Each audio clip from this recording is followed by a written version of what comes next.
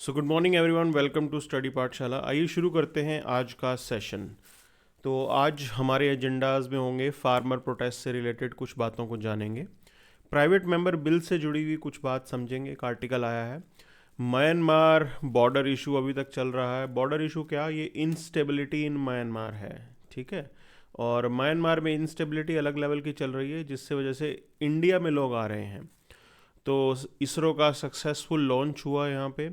Rohingya issue क्या है, again it is linked with Myanmar, उसी के साथ ही लिंक्ड है। और एलिफेंट को लेके एक आर्टिकल आया है। Basically it is not specifically around elephants, कि एल्डर जो हमारे एनिमल्स होते हैं उनको बचाना चाहिए, उससे रिलेटेड जानकारी यहाँ पे डाली गई है। और हमने प्रीलिम्स के अंदर prelims based question, mains based question भी यहाँ पे ऐड अप किए हैं।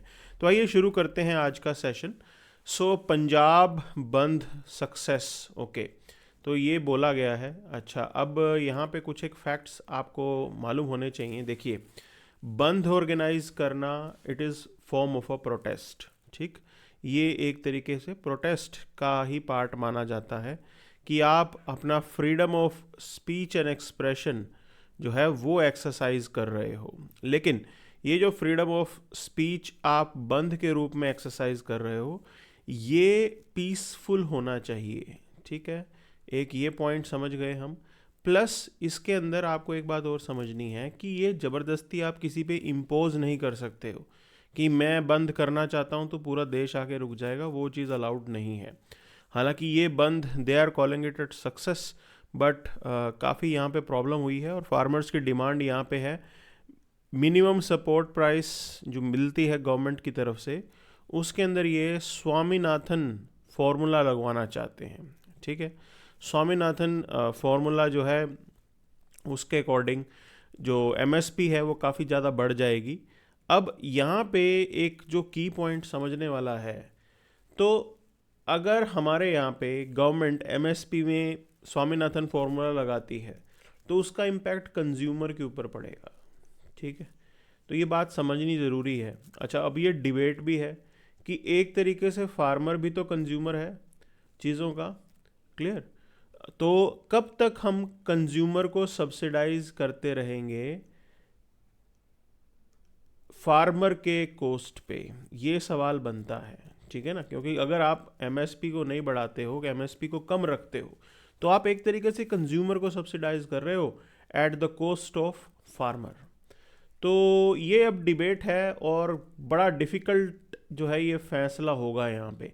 Y I am saying this, it is going to be difficult because अगर आप एमएसपी बढ़ाते हो तो वो कंज्यूमर तक आएगा, एमएसपी नहीं बढ़ाते हो तो फार्मर जो है इम्पैक्ट हो रहा है। और ऑलरेडी हमने एक बात देखी है कि भी जो फार्मिंग है वो उतनी रिम्यूनरेटिव नहीं रही है, खासकर जो प्रेजेंट यूथ है वो नई फार्मिंग की तरफ आना चाहते हैं। तो वो हमारे लिए एक फूड सिक्योरिटी का भी मुद्दा बनता है। लेकिन यहाँ पे ये जो मेजर प्रोटेस्ट चल रहा है ये पैन इंडिया लेवल पे नहीं है, it is centred around Punjab. तो पंजाब के अंदर ये मेजर ये इम्पैक्ट दिखा है। इवन हरियाणा के अंदर भी there is no impact of this. तो as there is this protest which is there in Punjab, इसको बोला जा रहा है कि ये तो पॉलिटिक्स हो रही है यहाँ पे और जेन्युइन किसान ये नहीं है। तो this is something which is being pointed out. और अलग अलग इसके अंदर आपको इंटरप्रटेशंस मिल रहे हैं। So that is the first thing जो हमें समझना है। अब इससे रिलेटेड या इससे इससे हटके है कि ये क्वेश्चन है आपका, in India which one of the following constitutional amendment was widely believed to be enacted to overcome the judicial interpretation of fundamental rights. Okay, तो फंडामेंटल राइट्स को ओवरकम करने के लिए, मतलब not fundamental right, judicial interpretation of fundamental right को overcome करने के लिए इनमें से कौन सा अमेंडमेंट डाला गया था। तो सिंपल सा पॉइंट आपको समझना है, that is the first constitution amendment act. So basically, first Constitution Amendment Act was there to abolish zamindari system, ठीक। तो मैं एक बार पेन का कलर चेंज करता हूँ। तो इसको लाया गया था किस पर्पज़ के लिए, abolish ज़मींदारी system.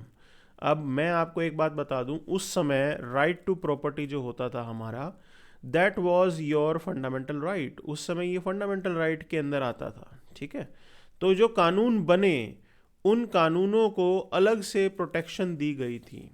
That is what the first constitution amendment act was about, कि आप अलग से एक प्रोटेक्शन उन पर्टिकुलर लॉज को देंगे जुडिशियल इंटरप्रिटेशन से, कि जुडिशरी उसको as a fundamental right interpret नहीं कर पाएगी, मतलब as a violation of fundamental right interpret नहीं कर पाएगी, इसलिए वो प्रोविजन डाले गए थे। क्लियर?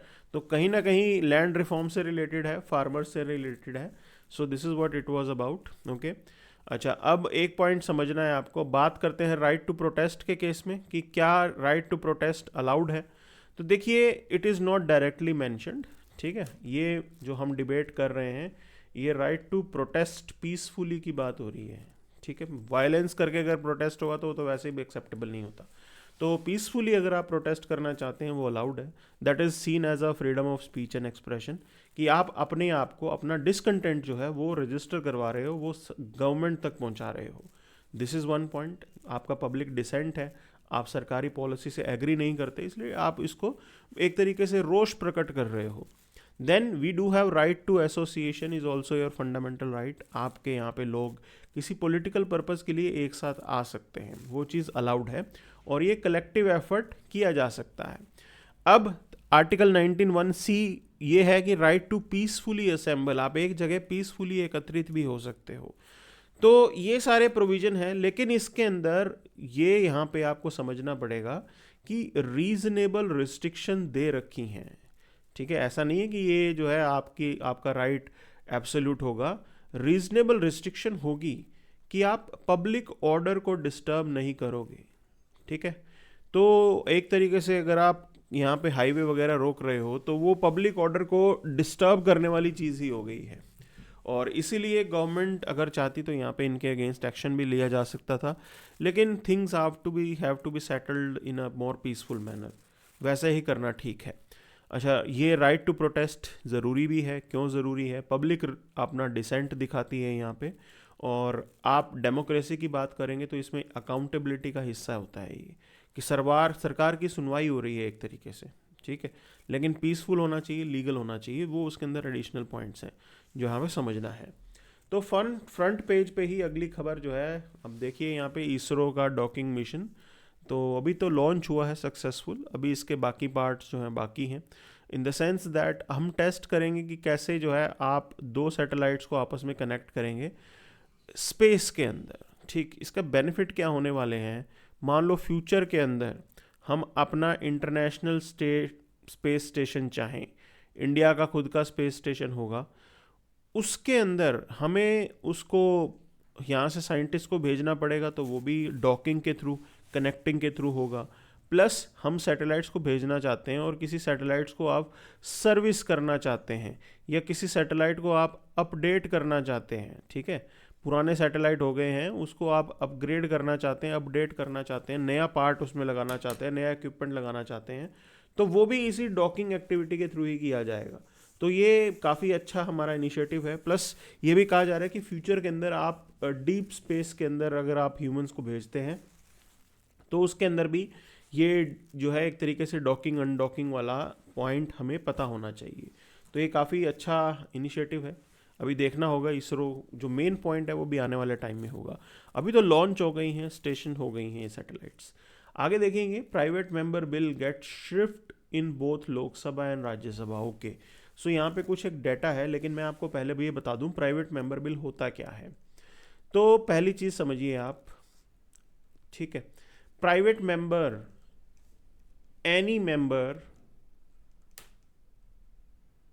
अदर देन मिनिस्टर, ठीक है, any member other than minister, मतलब who is not part of the government, जो सरकार का हिस्सा नहीं है, वो होगा प्राइवेट मेंबर। अब private member can be from ruling party, कोई रूलिंग पार्टी का एमपी है, ठीक। Can also be from opposition, भाई सरकार का हिस्सा नहीं है लेकिन आपके यहाँ पे वो मेंबर है, एमपी है, मेंबर ऑफ पार्लियामेंट है, तो वो अगर कोई बिल इंट्रोड्यूस करते हैं तो उसे बोला जाता है प्राइवेट मेंबर बिल, ठीक। वो किसी प्रकार का कोई बिल लेके आते हैं तो उसे प्राइवेट मेंबर बिल लाया जाता है।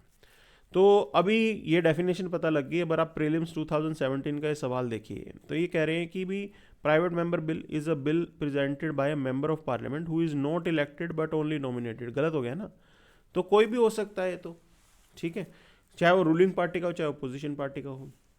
अब सेकंड स्टेटमेंट कह रहा है कि recently a private member bill has been passed in parliament for the first time नहीं, फर्स्ट टाइम थोड़ी ना है, इससे पहले भी बहुत बार प्राइवेट मेंबर बिल आ चुके हैं। हाँ, मैं ये ज़रूर मानता हूँ कि नेहरू के टाइम पे that was considered as best era for private member bill, क्योंकि इसमें होता क्या था कि each and every single MP, हर एमपी अगर कोई पॉइंट कर लेके आना चाहता है तो उसके ऊपर अच्छे से डिटेल में डिस्कशन होती थी।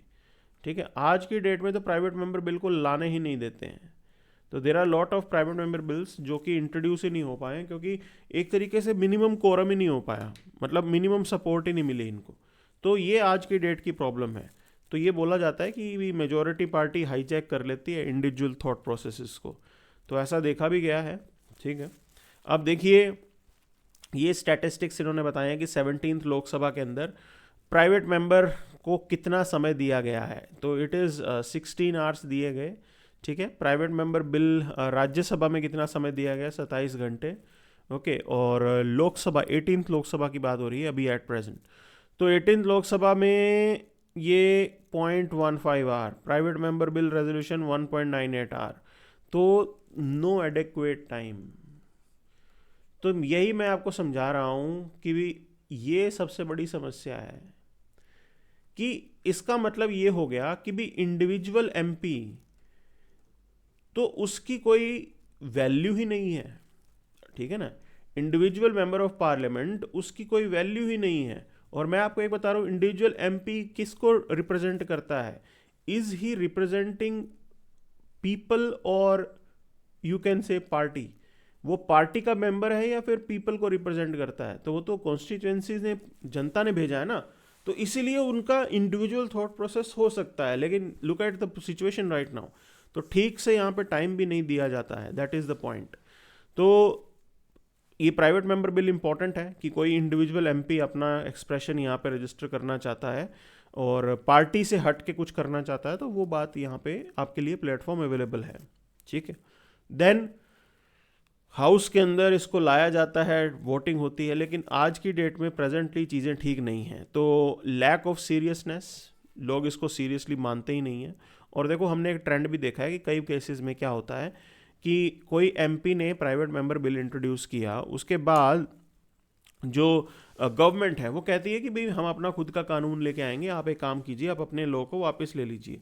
तो ये इंपॉर्टेंट पॉइंट समझना है कि चलो ठीक है, इतना हो जाता है, लेकिन प्राइवेट मेंबर फिर भी सिग्निफिकेंट है, क्योंकि वो एक इंपॉर्टेंट इशू को हाईलाइट करता है। यहाँ पे कोई ऐसा मुद्दा जो सरकार से निगलेक्ट हो गया था उसको हाईलाइट किया जाता है, और ये काफ़ी अच्छा है। अब जैसे मैं आपको बता रहा हूँ कि ट्रांसजेंडर राइट्स बिल, ठीक है, तो ट्रांसजेंडर को लेके प्राइवेट मेंबर बिल पहले आया, उसके बाद गवर्नमेंट ने कहा कि हम इस मुद्दे के ऊपर जो है कानून बनाने को रेडी हैं। तो ये इंपॉर्टेंट पॉइंट समझना है कि उस प्राइवेट मेंबर बिल ने एक बहुत बड़ा इशू जो है उसको हाईलाइट कर दिया, and from that angle this is the crucial one. ठीक है, इसलिए आप इसकी इंपॉर्टेंस समझिए, ये इतनी खराब चीज़ नहीं है। मतलब वट एवर वी में से कि भी लाने नहीं दिया जाता वगैरह वगैरह, but still it has a significant role, this is what is being pointed out. चलिए, तो आगे इसको देखेंगे। अच्छा, शेड्यूलिंग का इशू होता है, टिपिकली हेल्ड फ्राइडे आफ्टरनून। ठीक है, लॉन्ग वेटिंग पीरियड होता है, डिस्कशन होने ही नहीं दी जाती है। तो ये सारी समस्याएं तो यहाँ पे रहती हैं। प्लस कंसर्न एक चीज़ और भी है कि भाई कोई प्राइवेट मेंबर अपने हिसाब से बिल इंट्रोड्यूस करना चाहता है, तो क्वालिटी का भी इशू होता है। ठीक है, ऐसा नहीं है कि सभी लोग इतने बड़े एक्सपर्ट और लर्नड होंगे कि कानूनी रूप से वो बहुत अच्छा बिल बना लेंगे। तो ये है पॉइंट। अच्छा, अब देखिए, only 14 private member bills have been passed since independence, and 1970 के बाद कोई भी प्राइवेट मेंबर बिल पास नहीं हुआ। तो ये है रियलिटी। ठीक, ये इससे पता लगता है कि कितना अंडरमाइन कर रहे हैं हम, ये लूप होल्स हैं हमारे डेमोक्रेटिक सेटअप के अंदर। तो Jimmy Carter, former US president and global humanitarian, dies at the age of 100। Okay, so he died. सिर्फ अच्छा काम नहीं किया, बुरे काम भी होते हैं। ठीक है, तो वो एंड में देखेंगे इन्होंने क्या किया है। आर्टिकल आया था, politicians begin blame game while agitating BPSC exam candidate. Okay, तो ये चल रहा है। अब वहाँ पे देखो क्या होता है। देखो, मैं आपको एक चीज़ समझाता हूँ। एमरजेंसी लगी थी, ठीक है, इमरजेंसी से पहले जेपी का मूवमेंट हुआ था। उस जेपी के मूवमेंट की एक खासियत थी कि उसके अंदर यूथ, यंगस्टर्स, स्टूडेंट्स वो इन्वॉल्व थे। स्टूडेंट्स के मुद्दे से शुरू हुआ था, आगे जाके वो प्रोटेस्ट में बढ़ जाता है। और कहीं ना कहीं उस समय में भी बिहार एक इम्पॉर्टेंट रोल प्ले कर रहा था वहाँ की पॉलिटिक्स में। तो ये जो भी कुछ हो रहा है उसके बाद, जैसे पास्ट का अगर हम देखेंगे, उससे ये ऑब्जर्वेशन है कि पास्ट में जिस तरीके से बिहार में ये प्रोटेस्ट हुए और उसके बाद एक नई हमें लीडरशिप की पीढ़ी मिली, जैसे ही लालू प्रसाद यादव और आप बोलेंगे नीतीश कुमार, ये उस समय के स्टूडेंट्स लीडर हुआ करते थे और आगे जाके ये पॉलिटिक्स के अंदर बड़ा नाम इन्होंने कमाया।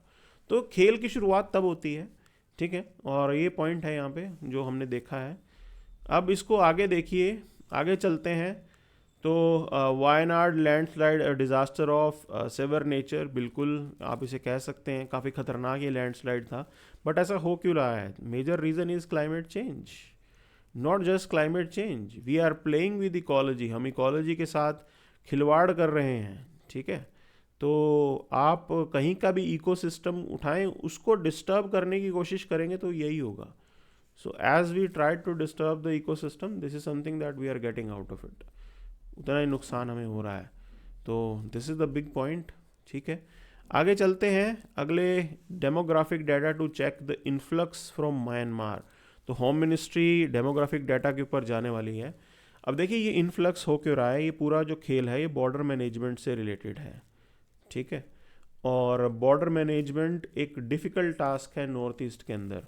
तो मैं आपको पहले बता दूं, नॉर्थ ईस्ट के अंदर जो आपका बॉर्डर है वो फेंस्ड नहीं है, नॉट फेंस्ड, वहाँ पे फेंसिंग नहीं हो रखी है और ओपन बॉर्डर है, पोरस बॉर्डर होता है वहाँ पे, ठीक है। लोग आते जाते रहते हैं and not just that, porous border के साथ साथ उनके फैमिली टाइज भी होते हैं। तो ये है फैमिलीज अक्रॉस बॉर्डर, इस तरीके से डिवाइडेड है। अच्छा, अब ऐसे में क्या हमारे लिए चैलेंज आएगा, देखिए। तो एक चैलेंज ज्योग्राफी आपके लिए है। Why I am saying this, geographical factors, it's a dense jungle. उस डेंस जंगल के अंदर मैनेजमेंट देना, बॉर्डर मैनेज करना बड़ा डिफिकल्ट होता है। और plus look at the scenario, political instability. तो पॉलिटिकल इंस्टेबिलिटी इन म्यांमार वो भी हमारे लिए एक सरदर्दी का कारण है, जिसकी वजह से जो लोग हैं वो इंडिया की तरफ आ रहे हैं and that is a big challenge for us. तो गवर्नमेंट ने ऑलरेडी चीज़ें अनाउंस की हैं, like we will be going for fencing, but कब वो कंप्लीट होगी, that is what we have to ask for. तो अभी तो ये चल रही है, ये मेजर सिक्योरिटी चैलेंज है जो है। और 2019 में सवाल भी पूछा गया था कि किस वजह से। अब देखिए बॉर्डर मैनेजमेंट पुअर होने की वजह से ही जो है एक रीज़न है कि यहाँ पे इंफ्रास्ट्रक्चर बहुत ख़राब है। और प्लस आप दूसरा आप देखेंगे कि इंसर्जेंसी भी इसी वजह से ही होती है कि बहुत से ऐसे ग्रुप्स हैं जो इंडिया में एक्टिविटी करके म्यांमार में चले जाते हैं, या म्यांमार में they are maintaining their camps, वो अपने टेरर कैंप्स वहाँ पे मेंटेन कर रहे हैं और इंडिया के अंदर आके अटैक होता है। तो ये एक कमी है जो हमें दिख रही है यहाँ पे, and that is something that we have to be, you can say, dealing with. It's a dense jungle और उतना आसान नहीं होगा ये। प्लस अगर आप देखेंगे तो ड्रग ट्रैफिकिंग, ह्यूमन ट्रैफिकिंग, तो एक सिंडिकेट एग्जिस्ट करता है वहाँ पे ऑर्गेनाइज्ड क्राइम का।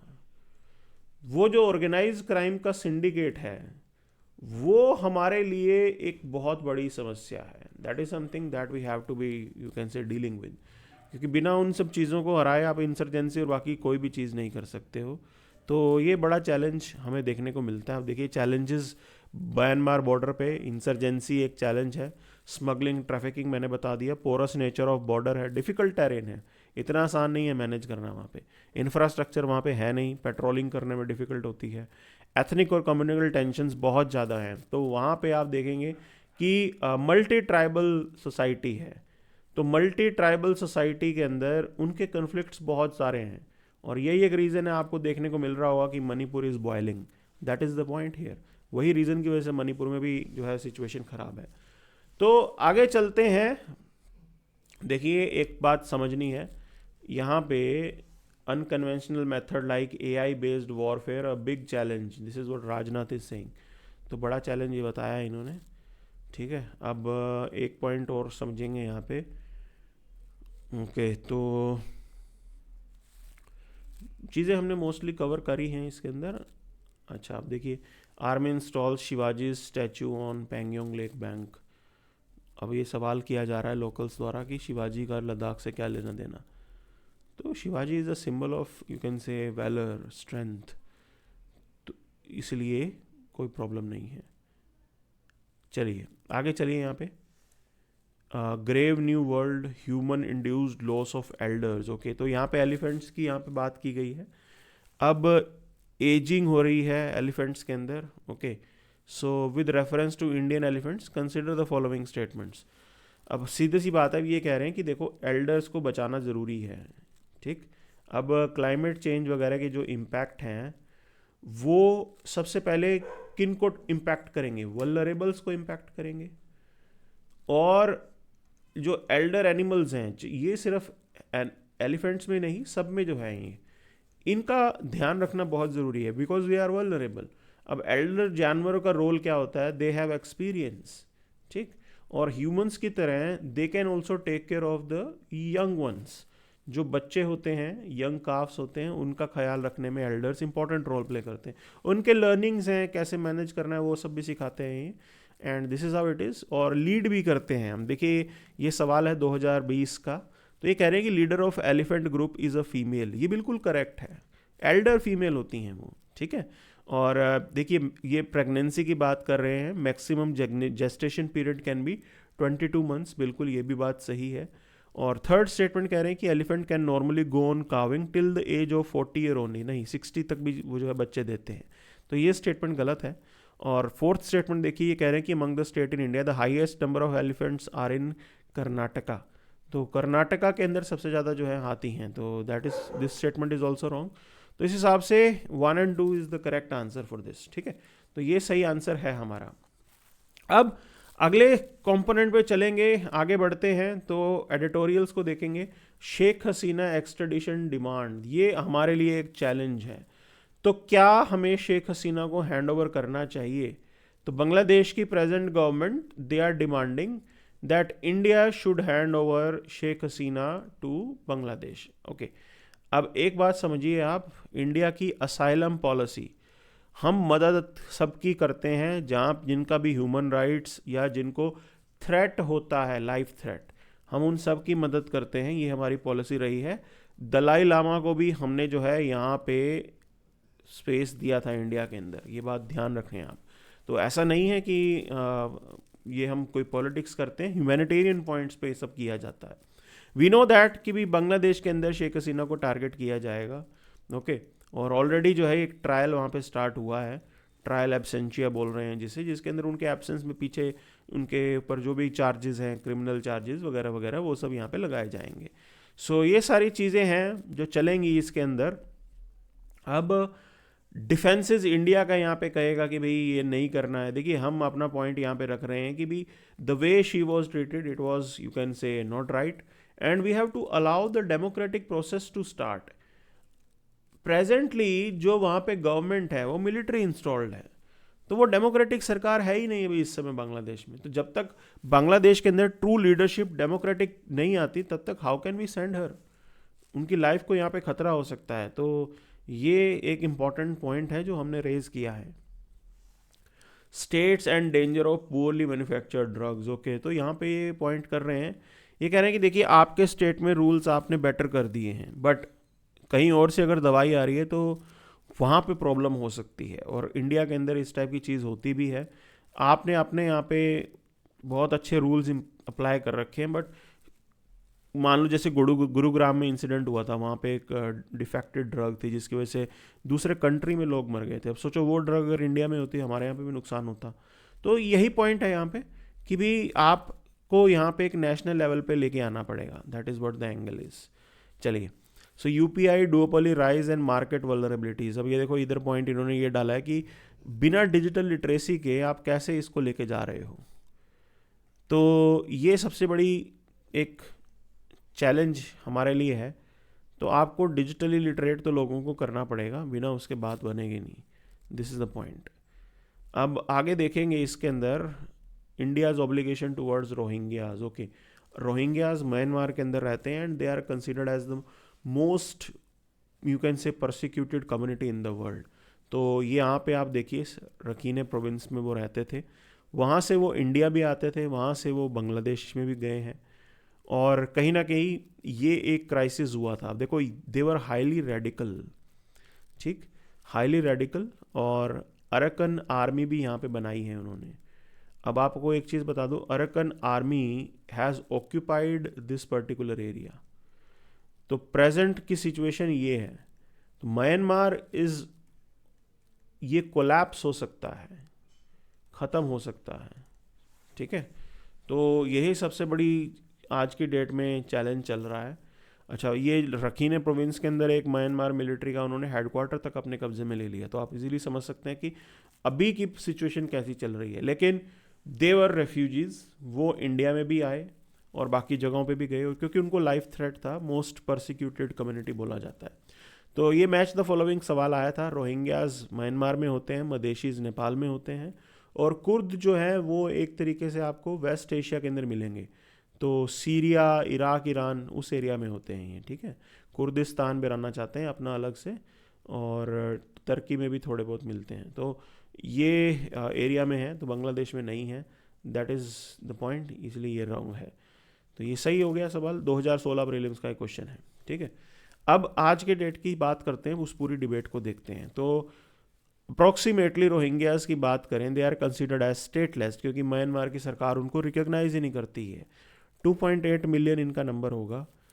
कंपेल्ड टू फ्ली म्यांमार, क्योंकि जेनोसाइड हुआ, बहुत लार्ज नंबर में इनको मारा गया, पूरे एरियाज़ के अंदर ये स्प्रेड आउट हो गए। इंडिया के अंदर बोला जाता है कि तकरीबन 22,500 के राउंड रोहिंग्याज इंडिया में भी आए। अब हमारे यहाँ पे ये सिक्योरिटी इशू बना, ठीक है।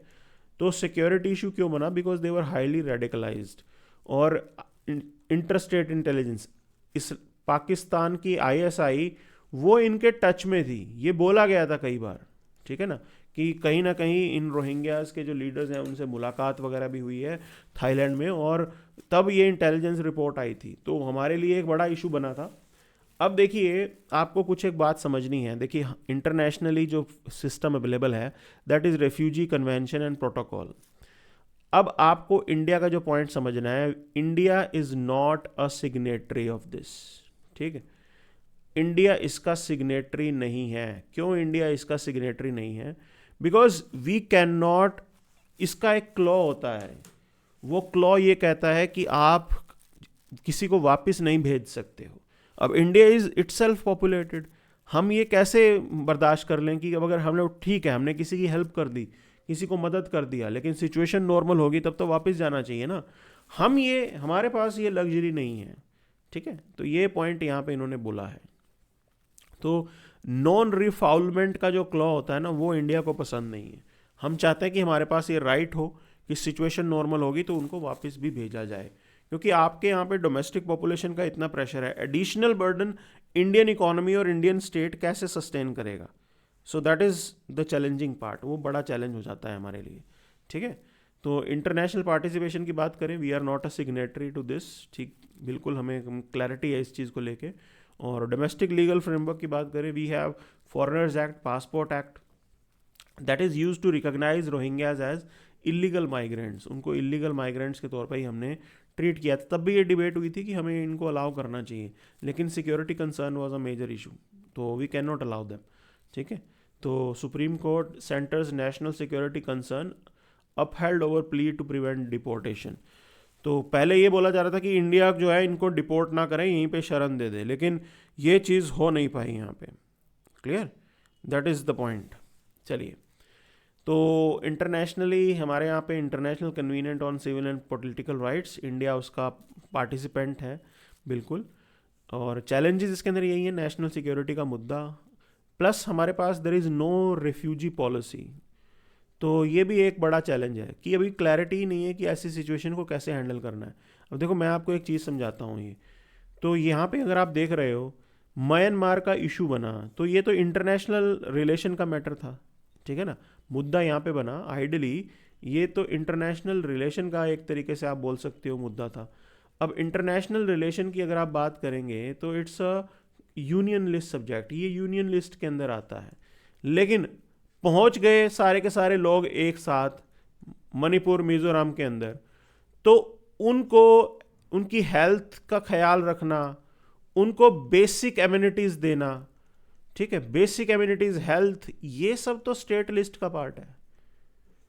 तो इंटरनेशनल मुद्दे की वजह से स्टेट को यहाँ पे एक्ट करना पड़ेगा, और स्टेट के पास रिसोर्सेज भी नहीं होते हैं। तो अगर स्टेट के पास रिसोर्सेज नहीं है, हाउ विल दे हेल्प, किस तरीके से ये हेल्प की जाएगी? तो ये कहीं ना कहीं चैलेंजिंग हो जाता है, और this is what the point has been. और ये रेज भी किया था, भाई आप सोचिए, आप कहीं के डिस्ट्रिक्ट कलेक्टर हैं, आप अगले दिन सुबह उठे और आपको सड़कों पे लोग ही लोग नजर आ रहे हैं, और आपको ही उनकी हेल्प करनी है, और मामला इंटरनेशनल रिलेशन से रिलेटेड है जिसके अंदर आप कुछ कर नहीं सकते हो, रिसोर्सेज सारे स्टेट के लगेंगे, and this is what difficulty is. और ऐसा हुआ भी था जब ये रोहिंग्या क्राइसिस हुआ था, ठीक है। सो ये चैलेंज कहीं ना कहीं दिखते ही हैं हमें, और होते भी हैं, और स्टेट को डील भी करने होते हैं। इसलिए रेफ्यूजी पॉलिसी एक आ जाएगी तो क्लैरिटी हो जाएगी कि इसकी क्या रिस्पॉन्सिबिलिटी है, वो आप फिक्स कर पाएंगे उससे, इसलिए डिमांड की जा रही है। तो मूविंग फर्दर आगे बढ़ते हैं, यहाँ पे चाइना की एक न्यूज़ थी। देखो, चाइना में भी लोग सिविल सर्विसेज की तरफ जा रहे हैं, जैसे इंडिया में यूथ सिविल सर्विसेज की तरफ जा रहा है, चाइना के अंदर भी ये देखा जा रहा है, ठीक है, बिकॉज प्राइवेट सेक्टर की अनसर्टेनिटीज़, एंड सबको चाहिए एक पीसफुल सा जॉब, शांति भरा जॉब, और टाइम पे तनख्वाह आती रहे, and this is what the people want, ठीक है। तो वैसा ही थॉट प्रोसेस अब चाइना के अंदर भी हो रहा है। This is the point. अब आगे चलेंगे यहाँ पे, तो 3 foreign policy choices that shape the Carter presidency. तो इनकी चॉइसेस, पहली चीज़ आपको समझनी है, इन्होंने चाइना के साथ रिलेशन इम्प्रूव किए थे, ठीक। तो चाइना के साथ इम्प्रूवमेंट करने का काम इन्होंने किया था, that was the point here. और अफ़गानिस्तान के अंदर देखिए, उस टाइम पे सोवियत यूनियन ने इन्वेड किया था, तो इन्होंने ही सपोर्ट दिया मुजाहिदीन को। अब ये मुजाहिदीन लोग कौन हैं? ये मुजाहिदीन ही लोग आगे जाके अल कायदा बनते हैं, ठीक है। तो आगे जाके जो लोग अल कायदा बने, तालिबान बने, वो एक तरीके से आप बोलेंगे उनकी शुरुआत जिमी कार्टर ने ही की थी। इन्होंने ही सोवियत यूनियन के अगेंस्ट अफ़गान के अंदर जो लड़ रहे थे मुजाहिदीन, उनको हेल्प की थी। तो एक तरीके से जो आज का तालिबान सिस्टम है, वो इनके हीरोज़ थे, और फिर ये 20 साल तक उन्हीं के अगेंस्ट लड़े। तो that is the reality of the world, ठीक। तो वो था इनका मेजर पॉइंट यहाँ पे। So this is what the thing is, and Taliban to close all NGOs employing Afghan women. तो this is the new development here. तो you can easily figure it out how sad the things have been. तो जितना जो gain किया गया होगा Afghan society में, वो सब कुछ अब वापस कर दिया गया है। तो ये चीज़ है, तालिबान को लोग कह रहे थे कि इम्प्रूव्ड है, बट थिंग्स आर डिफरेंट, ठीक। So that is the point here. तो ये था आज का आपका session. Thank you very much.